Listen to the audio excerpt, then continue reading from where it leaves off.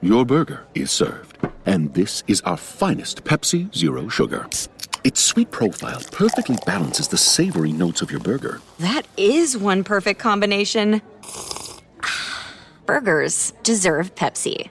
The following is a Red Apple Podcast Network presentation. They say this is a big rich town.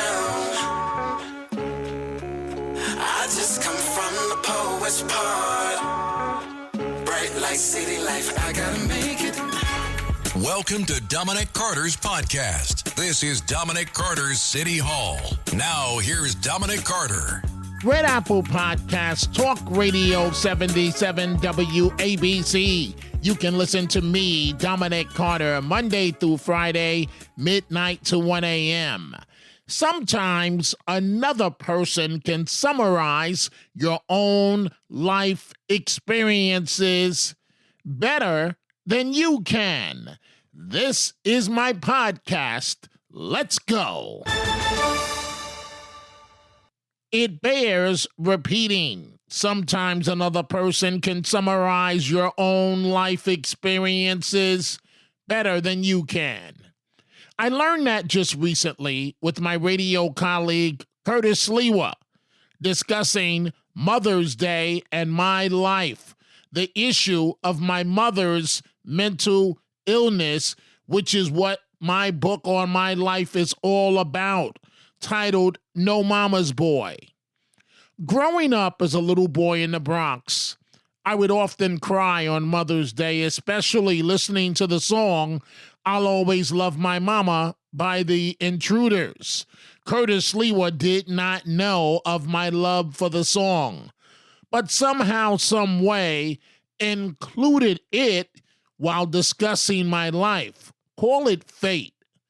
Mother's Day and Father's Day, for that matter, has always been unconventional to me. My mother, suffering from severe mental illness, diagnosed with chronic paranoid schizophrenia, who also received electrical shock, and my father was never in my life. He never signed my birth certificate. So on Mother's Day, I was often sad and embarrassed that my mother wasn't around often in state institutions at the time. And on Father's Day, I was left feeling an emptiness and indifferent. This is the segment Curtis Lewa did on me and my book, which really touched my heart. Dominic Carter wrote a book. It's self-published. It's a shame. A major publisher should have published his book. I not only read it, I went out 2 times when he was talking about his book. One time to a bookstore in Harlem. He had a tremendous turnout. And at 145th Street in the middle of the summer, it was the Black Book Fair in the shadow of Harlem Hospital. And Dominic and his lovely family was there to support his effort. His wife, his 2 children, they were selling his book, which is all about mental health. Unfortunately, his mother suffered with that, suffered incredibly. She would hear voices. She was schizophrenic. He would visit her in psychiatric hospitals. He had to be sent from place to live, relatives, eventually out to Seattle, and then he came back. He went to Roosevelt High School on Fordham Road. He grew up 138th and 3rd, the Patterson Projects, the Trognex Projects.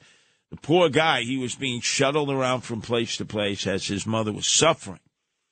Hearing voices, schizophrenia, other mental health-related subjects. She was abusive towards him.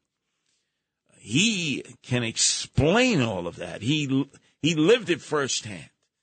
So when we say Mental Health Awareness Month, he epitomizes that. He's written a book on it. He lectures all over the country.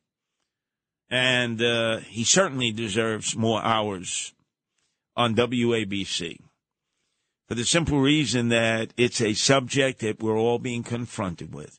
Every time there's a killer out there, a person who goes out with a semi-automatic or automatic and just kills multiple people, Happens almost every other day here in America. It's a leading story.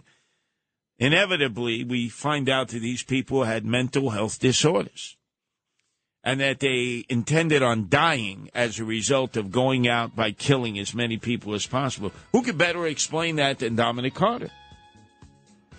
He grew up in a family circumstance in which his mother, the person who is closest to you in life, was suffering measurably from the day he was birthed. And imagine as a little boy having to go visit your mother in a psychiatric facility and knowing your mother's not going to be able to come home with you and is hearing voices and is acting out and at times was a menace to him when he was with her. So many of us, we have fond memories of our mothers if they're no longer with us or if they continue to be here on our plane. The memories continue. Just imagine if you were like Dominic Carter and you had that horrific experience, but you still loved your mama. How could you not love your mama? Thank you for those kind words, Curtis Sliwa. They mean the world to me. It has been such a long, long road. Folks, as Curtis mentioned, I do speak around the country and world on the mental illness issue. I've been to Canada speaking, Jamaica, and practically every state in the country. It's also my way of giving back with my firsthand account of what my life was like as the son of a woman who suffered from severe mental illness. I have become an advocate to do away with the strong stigma associated with mental illness. I grew up embarrassed at what my mother went through. I'm no longer embarrassed. That's why I told my life story to Oprah Winfrey in her magazine. It essentially reigned every day of my mother's life. My mother was as much a victim as I was. If you are interested in my book on my life, which is all about mental illness and overcoming tremendous obstacles in life, no mama's boy, you can go to my website, DominicCarterOnline.com, all one word, DominicCarterOnline.com. I will personally sign a copy for you. There are two other big issues going on. The fund for U.S. Marine veteran Daniel Penny has pulled in more than $2 million. Kid Rock is one of the top donors to Marine veteran Daniel Penny's legal defense fund after this hero 24-year-old Marine was charged in the New York subway chokehold death of an erratic homeless man. Former New York Governor David Paterson says Penny should not have been charged. Talking with our owner-operator, John Katsimatidis. I think sometimes in the moment, even if he was a Marine, he did something because he saw danger for other people and tried to prevent it. And I don't think he earned he did not meet the threshold where I think you charge someone. Let's say if he choked him and left him on the ground and then came back and sat on the person and you have two separate actions, you might have done it in that case. But all the passengers seemed surprised that the individual lost his life. And look, the individual had his own problems. There were times, apparently, that he was pretty successful. He was a dancer. But on that particular day, and apparently on the day before when he tried to throw someone on the subway tracks, clearly his future, even if he had survived, was not going to be a positive one based on what had happened before.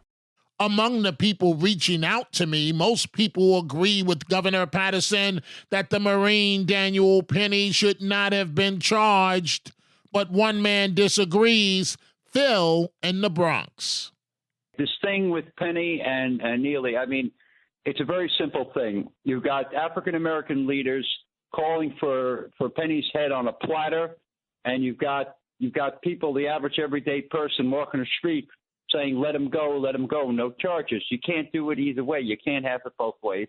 It's going to be cut and dry down the middle. I hate to say this.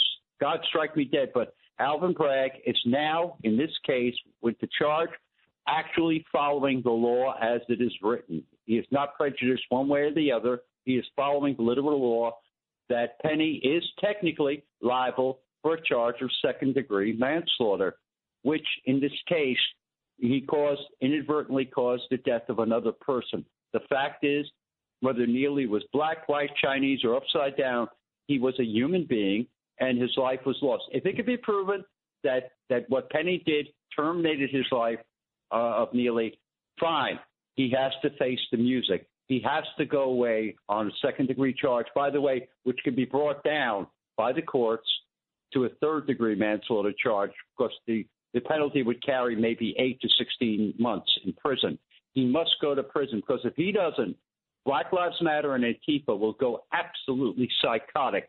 They will burn the city down. They already found Molotov cocktails with the protesters that were at the train station where this happened in downtown Manhattan. Yes. Police found these things. Yes.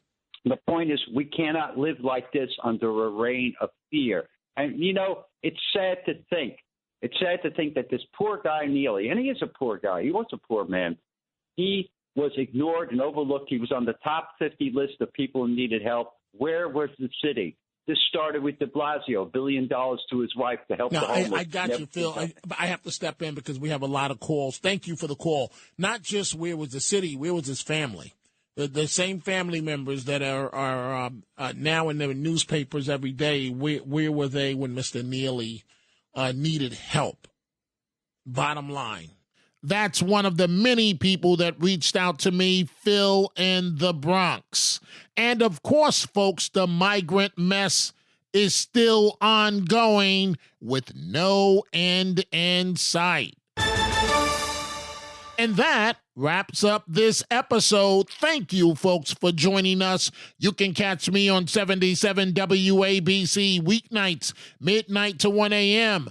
Go check out the Dominic Carter merchandise at the 77 WABC store. From Dominic Carter t-shirts to hats and much more, go to WABCRadiostore.com. Or again, if you are interested in my book on my life, titled No Mama's Boy, which will be personally signed by me or my bobblehead doll, go to my website, DominicCarterOnline.com, all one word, DominicCarterOnline.com. Dominic Carter, Red Apple Podcast, Talk Radio 77, WABC. I gotta make it. Dominic Carter socials on Twitter at Dominic TV and Facebook and Instagram. Dominic Carter TV. Email at dominic.carter@wabcradio.com. Until the next episode, be well. And as Dominic always says, stay positive. The glass is always half full, never half empty. Dominic Carter City Hall.